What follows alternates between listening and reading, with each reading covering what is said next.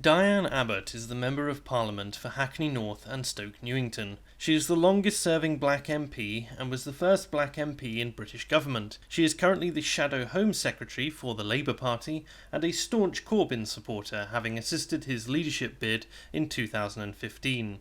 She has campaigned for greater minority representation on a platform of reducing racism and increasing the participation of ethnic voices in Parliament. She is fiercely pro-choice, anti-Trident, and opposed to the Iraq War. She has come under fire for saying of the Chinese communist dictator Mao Zedong, I suppose some people will judge that on balance, Mao did more good than harm. You can't say that about the Nazis. What was the... This despite the mass starvation, economic mismanagement and incarceration and torture of dissenters practiced by the Maoist government.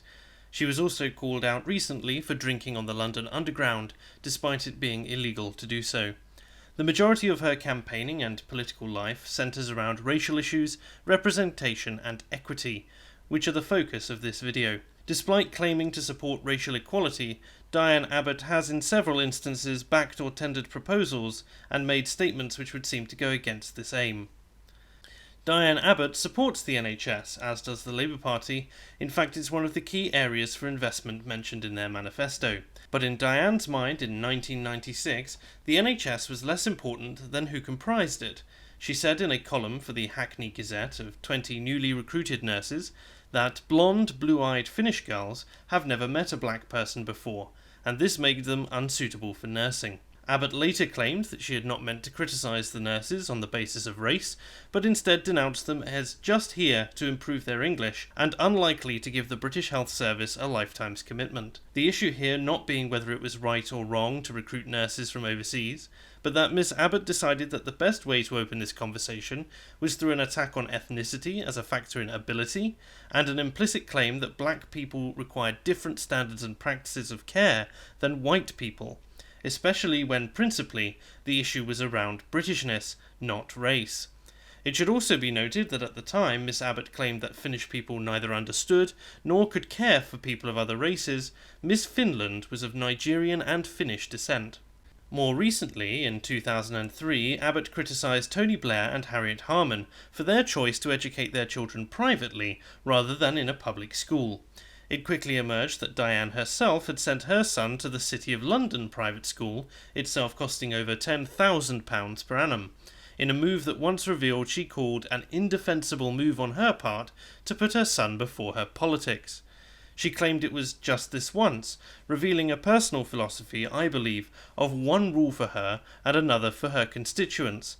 In 2010, she appeared on the late-night BBC Two show The Week, where she claimed over the issue that West Indian mums will go to the wall for their children, and refused to pass comment on whether that meant that she believed white British mothers love their children less than West Indian mums. Diane Abbott's hostility and racial phrasing reveal that she views race as a larger factor than being British when it comes to the raising of children and to the decisions of parents. In 2012, Abbott was forced to apologise after characterising all white people as a single entity with the innate desire to colonise by tweeting, "White people love playing divide and rule. We should not play their game. #tactics as old as colonialism." She retracted the tweet, claiming that she had intended to criticise the history of the British Empire and that she did not mean to make generalisations about white people. We'll leave it to you to make up your mind on this one. Not to be outdone again in 2012, Abbott tweeted that she was dubious of black people claiming they've never experienced racism. Ever tried hailing a taxi? I always wonder. Thus demonstrates her ideological blindness to the concept that racism can and has been potentially defeated to a large degree in some areas of the United Kingdom. She seems quite happy to ascribe racial discrimination and racism experience to those who claim the opposite. Diane Abbott is well known for claiming to receive torrents of abuse online from racist detractors. She is more than happy, however, without providing any evidence, to claim that there was a turbocharged radicalisation of white men online. Now, it is an unquestionable fact that Diane gets a lot of abuse. The examples she cites, however, either have no racial component, such as this tweet telling her to get yourself spat at by someone with HIV and die a quick death, or are passed by anonymous Twitter trolls who know full well that what they are doing violates both Twitter's terms of service and constitutes legal harassment as well. She does not seem to grasp that people are attacking her not because she is a woman or because she is black, but because she's Diane Abbott, and they are using her ethnicity and her sex as ways to get at her.